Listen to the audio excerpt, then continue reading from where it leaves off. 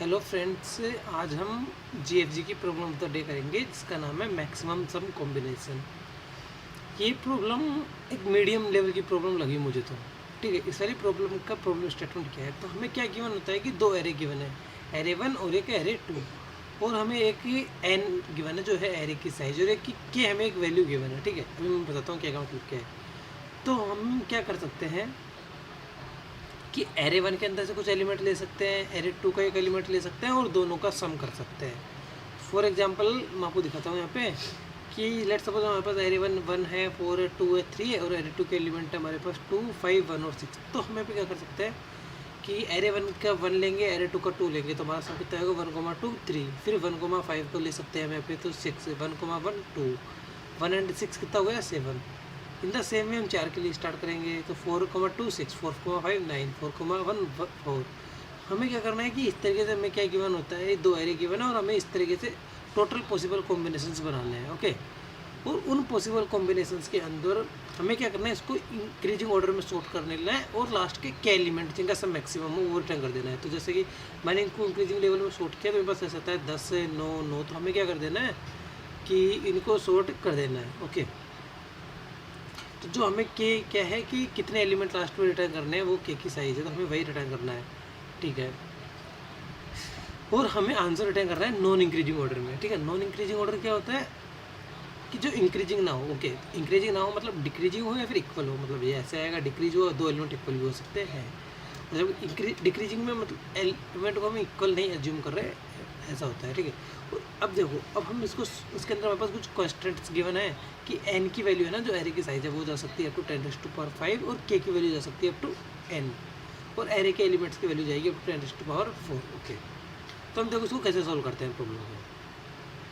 तो जैसा हमें बताया है कि हमें एक एरे के इन वन एलिमेंट का दूसरे एलिमेंट के साथ कॉम्बिनेशन लेंगे, तो हम क्या कर सकते हैं कि ट्राई कर सकते हैं कि पहले एलिमेंट को सारे एलिमेंट के साथ सम ले लें, फिर दूसरे एलिमेंट का सारे एलिमेंट के साथ हमने क्या कर लिया, सम ले लिया, फिर तीसरे एलिमेंट का सारे एलिमेंट के साथ सम ले लिया। तो हमारे पास क्या बन जाएगा, इस तरीके से कॉम्बिनेशंस वाला एक एरे बन जाएगा। ठीक है, और जैसे ही वो कॉम्बिनेशन वाला एरे बनेगा हम क्या कर सकते हैं, उसको सॉर्ट कर सकते हैं, और हम उसको सॉर्ट करके जो लास्ट के एलिमेंट है, अगर हमने इंक्रीज ऑर्डर में सॉर्ट किया तो उसको लास्ट के एलिमेंट हम क्या कर सकते हैं, रिटर्न कर सकते हैं। तो आई होप मुझे ये वाली बिल्कुल बेसिक आइडिया था वो आपको समझ में आ गया होगा, बिल्कुल बेसिक आइडिया समझ में आ गया होगा। तो ठीक है, इसकी हम अगर टाइम कॉम्प्लेक्सिटी एनालिसिस करें तो क्या होगी, देखो हम क्या कर रहे हैं, एरे 1 की हर एक एलिमेंट को एरे 2 के हर एक एलिमेंट से मल्टीप्लाई कर रहे हैं। मतलब एरे 1 का अगर एक एलिमेंट एरे 2 के एन एलिमेंट से मल्टीप्लाई होगा, एरे 1 में एन एलिमेंट है, एरे 2 में भी एन, तो एरे 1 के एन एलिमेंट एरे 2 के एन एलिमेंट से मल्टीप्लाई होंगे, तो वो कितना होगा, ऑर्डर ऑफ n²। ठीक है, फिर हम देखते हैं कि हमें क्या करना है, उन सबको एक एरे के अंदर स्टोर करना है, क्योंकि सॉर्ट भी करना होता है हमें। तो हमारे पास जो एरे बनेगा नया कॉम्बिनेशन का, उसकी साइज हो जाएगी ऑर्डर ऑफ n²। ओके, मतलब साइज n² ही होगी, तो उसको ऑर्डर ऑफ n² बोल सकते हैं। ऑक्सिलरी स्पेस कॉम्प्लेक्सिटी, हमें इसके अलावा कोई स्पेस नहीं चाहिए होगा। फिर हमें क्या करना है, जो ऑर्डर ऑफ n² साइज का एरे बना है उसे हमें क्या करना है, सॉर्ट करना है। तो जो हम यहाँ पे सॉर्टिंग के फंक्शन एल्गोरिथम यूज़ करेंगे उसके टाइम कॉम्प्लेक्सिटी हो जाएगी n log n, मतलब जैसे के लोग के। तो हमारे पास यहाँ पे एरे की साइज कितनी है, n², तो हमारे जो कॉम्प्लेक्सिटी हो जाएगी वो हो जाएगी n² log n²। ओके, तो यहाँ से मुझे आई होप कि आपको यहाँ पे इसके टाइम कॉम्प्लेक्सिटी समझ में आ गई होगी, स्पेस कॉम्प्लेक्सिटी समझ में आ गई होगी। तो आपको अगर ये वीडियो कुछ समझ में आया तो वीडियो को लाइक करें। अब हम आगे बढ़ते हैं दूसरी अप्रोच की तरफ। ठीक है, तो अब हमने इसकी टाइम कॉम्प्लेक्सिटी हमारे पास कितनी आई थी, मैं यहाँ पे लिख देता हूँ, n² log n²। तो अब हमें देखना है कि ये वाली टाइम कॉम्प्लेक्सिटी वर्क करेगी या नहीं। ओके, तो हमारे पास n की वैल्यू गिवन है 10⁵, तो n² कितना हो जाएगा 10⁻10 एंड log 10⁻10।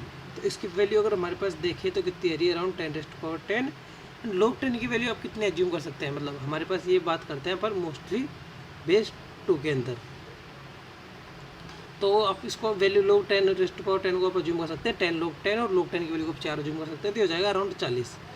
मतलब ये आएगा आपको 4 × 10⁻11 ऑपरेशन। ओके, जबकि हमारे पास जो कंपाइलर की लिमिट होती है ना, मोस्टली तो हम एज्यूम कर सकते हैं कि 10⁶ to 10⁻7। तो हम क्या कर सकते हैं कि जो हमारे पास 4 × 10⁻, ये सॉल्यूशन तो बिल्कुल भी काम नहीं करेगा। तो हम इसको क्या करते हैं, ऑप्टिमाइज करने का सोचते हैं कि किस तरीके से ऑप्टिमाइज करने के विचार आएंगे हमारे पास। तो मुझे लग रहा था कि इसको हम कैसे भी करके अगर सॉर्टिंग की हेल्प से ऑप्टिमाइज कर सकते हैं क्या। तो मैंने यहाँ पे ट्राई किया कि मैं एरे 1 को सॉर्ट कर देता हूँ, तो 1, 2, 3, 4, एरे 2 को सॉर्ट कर देते हैं 1, 2, 5 और 6। तो यार सॉर्ट करने से तो मुझे नहीं लगा कुछ होगा, मतलब देखते हैं अभी। फिर मैंने क्या किया, एरे 1 के अंदर एरे को डिक्रीजिंग ऑर्डर में सॉर्ट कर, चलो मैं सोचा डिक्रीजिंग ऑर्डर में सॉर्ट कर देते हैं। तो 4 3 2 1 और 6 5 2 1। तो अभी हमें एक चीज़ समझ में आ रही है, अगर मैं इसका फर्स्ट एलिमेंट और इसका फर्स्ट एलिमेंट ले लूँ ना, तो वो हमेशा पक्का मैक्सिमम एलिमेंट देगा। तो जैसे कि 4,6 की वैल्यू 10 ही होगी। अब मुझे नेक्स्ट एलिमेंट फाइंड आउट करना है, जो या तो क्या हो सकता है कि 4,5 हो सकता है या फिर 6,3 हो सकता है, मुझे नहीं पता कि क्या होगा। ठीक है, तो यार थोड़ा बहुत सोचने के बाद मुझे ऐसा लग रहा है कि क्या मुझे सॉल्यूशन देखना चाहिए, बट मैं कह रहा हूँ कि थोड़ी देर और रुको, देखते हैं अभी हमारे पास क्या होता है। तो अभी हम चेक करते हैं कि हमारे पास क्या होता है। तो ठीक है, मैं बोल रहा हूँ कि अभी हमें सॉल्यूशन नहीं देखना है, ठीक है।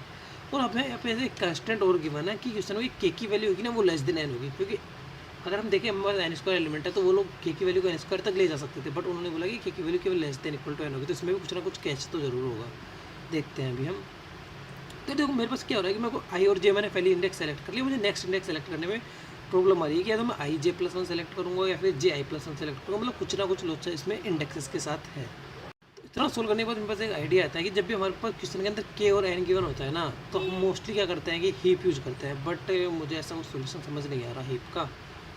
ठीक है, फिर भी हम अगर थोड़ा ट्राई करें तो हीप के अंदर क्या होता है कि एक मिनिमम हीप होता है और एक मैक्सिमम हीप होता है। मिनिमम हीप पे क्या होता है कि मिनिमम एलिमेंट टॉप पे होता है, मैक्सिमम हीप के अंदर क्या होता है मैक्सिमम एलिमेंट टॉप पे होता है। ओके, तो मुझे जैसे मैंने ये सोचा ना मैक्सिमम एलिमेंट टॉप पे होता है, तो मुझे पता था कि जो हमारा एलिमेंट है 4,6, मुझे पता है जो हमारा एलिमेंट है 4,6 I0 J0, तो कि यहाँ से हमारे टॉप एलिमेंट को हम ले लेंगे 4,6 10 हो जाएगा बस।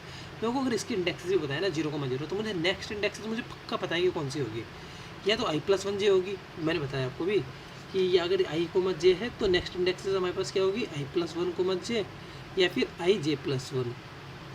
ऐसा ही क्यों होगा, देखो अगर 4,5 है तो अब हमें देखो 3,I+1 J+1, तो हमें आगे जाके तो और छोटी वैल्यू मिलेगी, या तो हम 4 को 5 के साथ ऐड कर लिया, या फिर 6 को 3 के साथ ऐड कर लिया। अगर 6 को 3 के इधर राइट हैंड साइड वाले से ऐड करता हूँ मैं, तो भी कुछ वैल्यू मैक्सिमम नहीं मिलेगी, तो 6 को मैं 3 के साथ ऐड कर लूँ, या फिर 6 को 4 के साथ ऐड नहीं कर सकता, 4 को 5 के साथ ऐड कर लूँ तो ज़्यादा मिलेगा, इनसे ज़्यादा नहीं मिलने वाला। तो मुझे एक आइडिया लगा कि यहाँ पे I और J+1, मुझे पता चल रहा है टॉप एलिमेंट कौन सा है, तो मैं उससे एक नेक्स्ट एलिमेंट पता कर सकता हूँ ना। ओके, तो मैंने यही सोचा कि हम अगर एक हीप के अंदर मैक्सिमम सम के साथ साथ जो इंडेक्सेस है अगर वो भी स्टोर कर ले तो कैसा रहेगा। तो ठीक है, तो मैंने एक एग्जांपल के थ्रू ट्राई किया कि अगर मैं 0 0 ले लेता हूँ 4,6, तो मेरे पास यहाँ पे 10 तो आ जाएगा।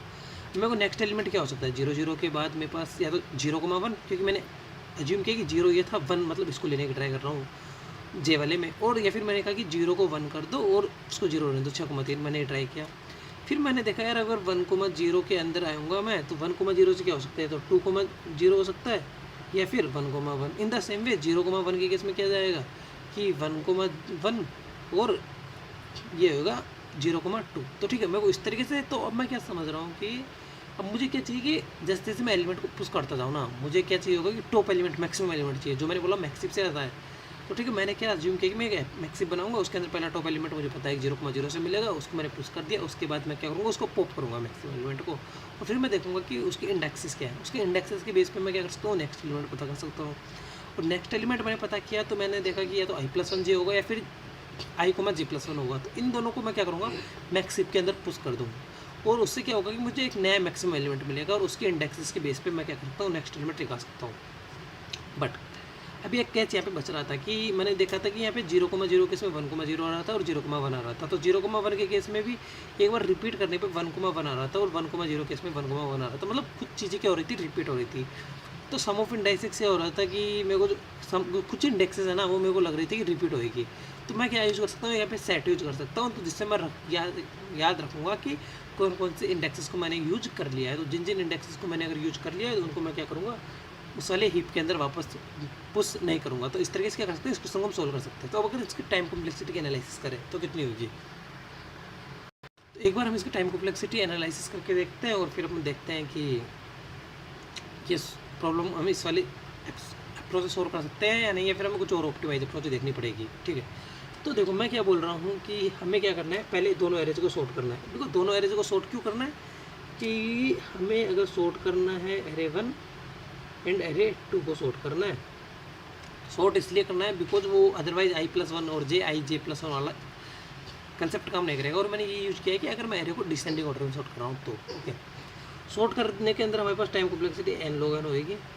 फिर मैं यहाँ पे क्या कर रहा हूँ कि उसको एक हीप में पुश करता जा रहा हूँ वैल्यूज को। ओके, जब मैं हीप के अंदर वैल्यूज पुश कर रहा हूँ तो मेरे पास टोटल कितने कॉम्बिनेशन बनेंगे देखो। तो जब मैंने हीप के अंदर एक एरे एलिमेंट ये वाला था, दूसरा एरे ये था, तो मैं यहाँ से इसको पुश करूँगा और इसको पुश करूँगा। ओके, मतलब इन दोनों का सम पुश करूँगा, फिर इसके बाद इस वाले को पुश कर सकता हूँ या फिर इस वाले को पुश कर सकता हूँ। मैंने एक एलिमेंट निकाला, उसके बाद मैंने क्या किया, 2 एलिमेंट पुश किए हैं। ओके, तो अब यहाँ पे के का कंसेप्ट काम में आता है, बिकॉज क्योंकि मैं अगर हीप के अंदर मैक्सिमम कितने एलिमेंट पुश कर रहा हूँ, मतलब के से तो ज़्यादा एलिमेंट पुश कर रहा हूँ, बट आई एज्यूम कि मैं एक एलिमेंट से 2 एलिमेंट पुश करके कि अराउंड 2 के एलिमेंट या फिर 3 के एलिमेंट पुश कर रहा हूँ। तो फिर तो उसकी टाइम कॉम्प्लेक्सिटी कितनी होगी। तो जैसे एन log n हमारी सॉर्टिंग की थी, हम यहाँ पे ij+1 यूज कर रहे हैं, तो इसकी टाइम कॉम्प्लेक्सिटी भी अपना एन log n एज्यूम कर सकते हैं, क्योंकि के की वैल्यू के क्या होता है कि जितनी हम साइज तक जा रहे हैं हीप की साइज मतलब आएगी तो के की फॉर्म में, बट के का कुछ मल्टीपल आएगा, बट ये नहीं है एन स्क्वायर से ऑफकोर्स कम आएगी। तो हम इसकी टाइम कॉम्प्लेक्सिटी एज्यूम कर सकते हैं एन log n अगेन। तो हमारी टाइम कॉम्प्लेक्सिटी हो गई एन log n। और स्टोरेज कॉम्प्लेक्सिटी, तो स्टोरेज में हम हीप ही यूज कर रहे हैं, वो हीप की साइज़ कितनी जाएगी, वो ऑर्डर ऑफ के समथिंग मतलब एन समथिंग कुछ ही जाएगी, ज़्यादा नहीं, एन स्क्वायर तक नहीं जाएगी। तो हम इसकी space complexity order of N assume कर सकते हैं। मतलब एग्जैक्ट कैलकुलेट करना वैसा पॉसिबल नहीं है, बट इतना ऐसा पॉसिबल है। तो मुझे आई होप कि ये टाइम कॉम्प्लेक्स समझ में आ गई। क्योंकि हम अगर देखें 10⁵5 थी एन की वैल्यू, log 10⁵5, तो इसकी वैल्यू अराउंड हो जाएगी 5, मतलब 5 × 20, 2 × 10⁶6, और हम इतने ऑपरेशन आराम से परफॉर्म कर सकते हैं। तो ये वाला सोल्यूशन हमारा वर्क कर जाना चाहिए। ओके, तो चलो मैं इसको एक ब्रूट आइडिया देता हूँ आपको, इसको कोड किस तरीके से करना है, उसके बाद आपको खुद को कोड करना है, जीएफजी पे आपको सबमिट करना है। ओके, तो हमारा फंक्शंस का नाम है कि मैक्सिमम कॉम्बिनेशन, जो हमें वेक्टर ऑफ इंटीजर रिटर्न करना होता है, वो हमें बात करना है कि नॉन इंक्रीजिंग ऑर्डर में रिटर्न करना होता है। हमें एन गिवन है, एरे 1 गिवन है, एरे 2 गिवन है और एक के गिवन है। हमने क्या डिस्कस किया था, सबसे पहले हम सॉर्ट करेंगे एरे 1 को, एरे 2 को। ओके, तो मैं आपको एक चीज़ बताना चाहता हूँ यहाँ पे कि अगर हमें इसको क्या करना है, डिक्रीजिंग ऑर्डर में सॉर्ट करना है ना, बाय डिफॉल्ट हमारा एरे इंक्रीजिंग ऑर्डर में सॉर्ट होता है, तो हम यहाँ पे यूज कर लेते हैं एक सॉर्ट फंक्शन के अंदर ग्रेटर ऑफ इंटीजर फंक्शन। आपको क्या करना है, इसको पढ़ना है, कंपेयर फंक्शन होता है, कंपेरेटर कैसे यूज करता है आपको पढ़ना, आपको अच्छे से समझ में आ जाएगा। हमने सॉर्ट किया एरे 1 को, सॉर्ट किया एरे 2 को। ओके, अब ठीक है, हीप के लिए हम क्या यूज़ करते हैं, तो अब हीप पढ़ना पड़ेगा आपको, उसके लिए अच्छा क्वेश्चन है ये। तो हीप के लिए हम यूज़ करते हैं प्रायोरिटी क्यू, और प्रायोरिटी क्यू ऑफ अगर हम इंटीजर लिख देते हैं ना, बाय डिफॉल्ट प्रायोरिटी क्यू क्या होती है हमारे पास, बाय डिफॉल्ट प्रायोरिटी क्यू हमारे पास होती है मैक्सिमम प्रायोरिटी क्यू, मतलब मैक्सिमम हीप होती है, उसमें बस क्या होता है, मैक्सिमम एलिमेंट फ्रंट पे रहता है। तो मैंने यूज़ किया वेक्टर ऑफ इंटीजर, मतलब सॉरी प्रायोरिटी क्यू ऑफ। अब मुझे प्रायोरिटी क्यू किसकी यूज़ करनी है, मुझे क्या क्या स्टोर करना है, मैक्सिमम सम स्टोरेज करना है, और मुझे यूज़ करना है कि उसके इंडेक्सेस। तो मैं इसके लिए यहाँ पे यूज़ करूँगा पेयर ऑफ इंटीजर कोमा एक और पेयर ऑफ इंटीजर के लिए, वो मुझे यूज़ करना है, कोड आपको करना है, ठीक है। और हम यहाँ पे रख लेते हैं काउंट की वैल्यू लेस देन के तक, कि जब तक हमारे पास के एलिमेंट पुश पॉप नहीं हो जाते ना तब तक के लिए। तो ठीक है, अब हमें एलिमेंट को क्या करना है, प्रायोरिटी क्यू दो टॉप रखना है, जो मैक्सिमम एलिमेंट है वो निकल जाएगा, उसे हमें पॉप कर देना है, उसे निकालना ही था हमें। और उसके बाद हमें क्या कर देना है कि जो आंसर के अंदर वो एलिमेंट है वो मैक्सिमम आएगा, उसको पुश बैक कर देना है। और हमें नेक्स्ट इंडेक्सेस पे जो हमारे पास i+1j था और ij+1 था, उनको हमें क्या करना है, प्रायोरिटी क्यू में पुश कर देना है। तो अगर आप देखो ना यहाँ से, तो मैक्सिमम साइज अगर प्रायोरिटी क्यू अगर देखना भी चाहो तो कितनी जाएगी कि के हमारा पास साइज थी तो 3k तक जाएगी मोस्टली